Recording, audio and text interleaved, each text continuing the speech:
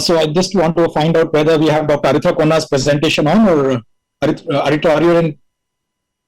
Yeah, I just shared them. I mailed them. I made my presentation. So I think they're bringing it from their end. Okay. So Aritra is going to be speaking on the scope of further medical management in this group of patients. And Dr. Roy, I'd request you to be around because there'll be some discussion at the end of these three talks. Can I tell the organizers to, can we have the audio muted for everyone else other than the speaker, please?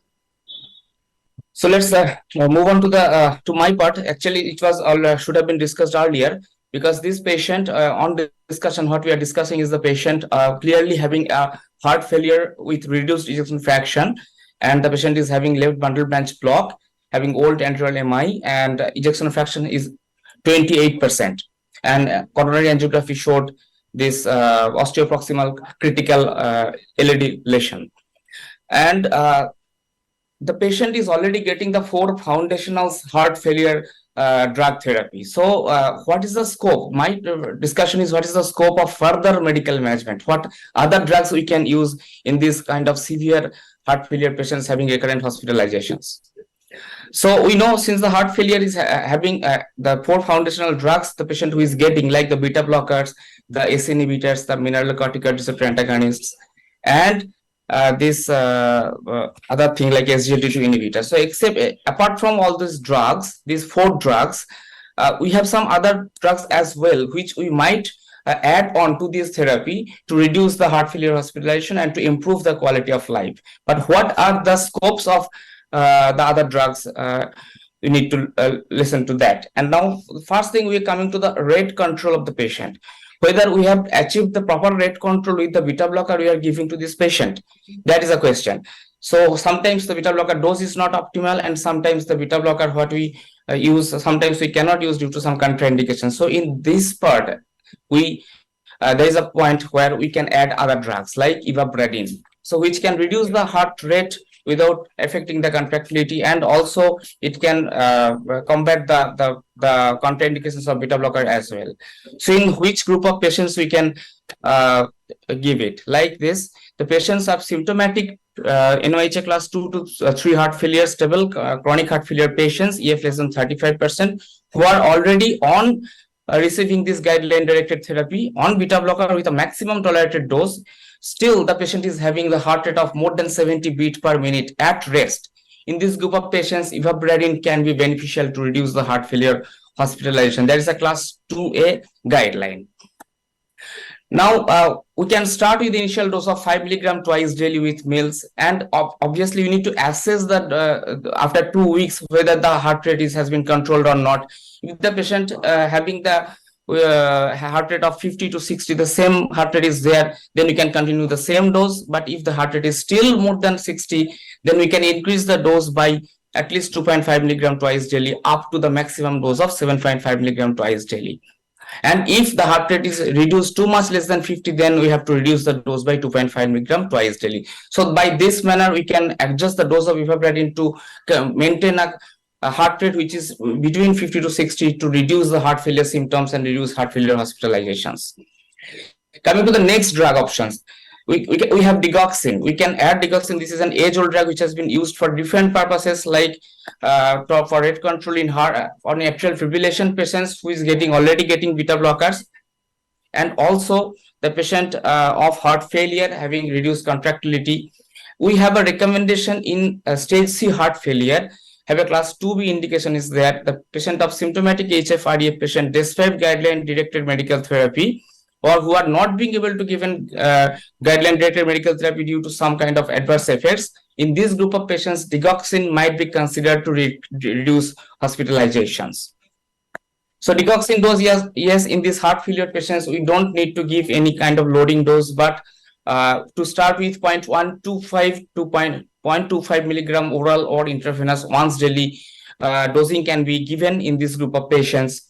And we have to keep the dose minimum to counter the adverse effects and to minimize the toxicity, particularly in the elderly group of patients and the kidney disease group of patients. Coming to the next group of drugs which can be given in this HF-REF patients, like hydralazine and isosorbide dinitrate combinations.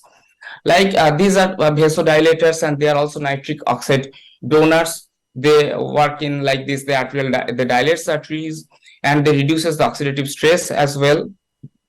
So there are some effect of this group of drug, but the one thing we have to keep in mind is that in which population in globally is it effective, or in a particular subset of population this is very much effective.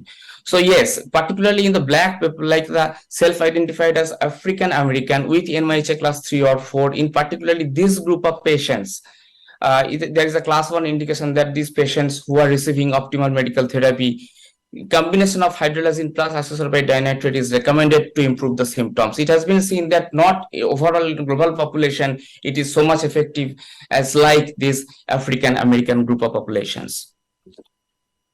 But in class 2B indication, we can find that in patients with current or previous symptomatic HF-REF, maybe non-blacks as well, who cannot be given all the guideline-directed medical therapy because of the drug intolerance or renal insufficiencies. In this group of patients also, we can use in some patients like hydrolazine and isosorbide dinitrate combinations to reduce the morbidity and mortality of heart failure. So this is a combination of drug like isosorbide dinitrate of 20 milligram along with the hydrolazine is 37.5 milligram. This is a one pill combining two agents. The initial dose is one pill thrice daily, that can be increased to maximum dose of 2 pills thrice daily. And we have to be careful about the side effects as well. Some people face headache and dizziness. We have to be careful on that. The next drug on discussion is this vericiguat. This is a newer drug comparatively. It has been approved very lately, and this is a soluble guanyl cyclase stimulator, which acts as an NO nitric oxide independent manner, and it increases the CGMP level and improves the vasodilatation and reduces the symptom of heart failures.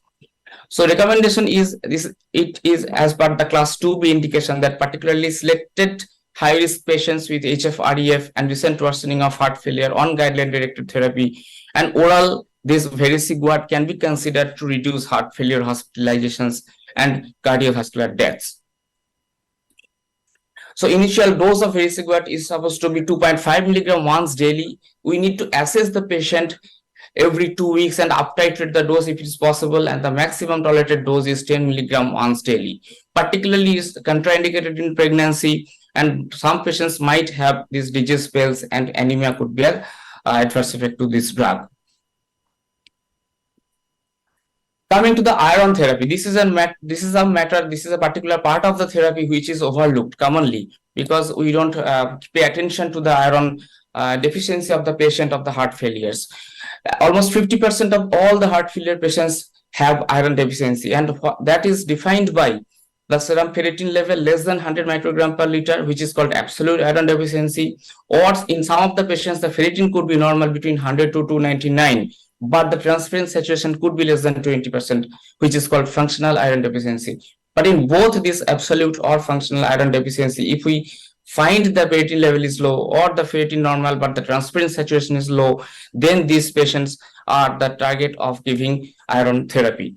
So if the patient is having significant iron deficiency, then we have to think of the iron therapy, and also the other clause to be excluded for any bleeding episodes of there are not in the patient. Oral therapy is absolutely not effective because it is poorly tolerated, the absorption is not good, drug interactions are there, and so we have to think of the iron therapy as the intravenous one, like the injections are available, 750 milligram for 15 ml vials are available, and there are the dosing schedule is there, and iron it's to be given and the day 1 particular dose depending upon the body weight and depending upon the hemoglobin level is there, certain dose to be given, and at 6 weeks it has to be monitored, and then at the 6-week time the hemoglobin has to be taken to be seen, and then according to the hemoglobin level we have to give the repeat injection of iron therapy, and after that a maintenance dose to be given depending upon the ferritin level at 12 weeks, 24 weeks and 36 weeks. And the next therapy, which is called again, this is PUFA therapy. It is said that some studies are also there that the polyunsaturated fatty acids, the omega-3 fatty acids supplementation that could be effective to reduce the oxidative stress and to reduce the heart failure symptoms as well. And both the ESC and the ACC/AHA guideline, both they support the dietary supplementation with N3-PUFA as an effective therapy to reduce the risk of hospitalizations and the death in heart failure patients. So, but last but not the least is that most importantly, the recommendations for guideline directed medical therapy dosing is the sequencing and up titration, which is more important. Sometimes this is very much not up to the mark, and we don't up titrate the dose and we don't reach the maximal tolerated dose. Before that, we think of other therapies, but not that. The class 1 indication is that in patients with HF-REF, titration of guideline directed medical dose to achieve the target dose showed to be efficacious in RCTs and is recommendable to reduce the cardiovascular mortality and heart failure hospitalizations, unless not well tolerated. So if it is not tolerated, then we may not reach the maximum level, and then before reaching that, we can add newer drugs. But if it is tolerated well, then we should up titrate the dose of all the 4 foundational drugs first, and then to achieve the level of the maximum tolerated dose, and then see what happens. And then comes the other drugs, what I have already discussed, like additional rate control by evaporating, the digoxin, the vericiguat, the iron therapy, and the N3-PUFA therapy. Thank you so much. Okay, thank you, Aritra. That was again well before your time.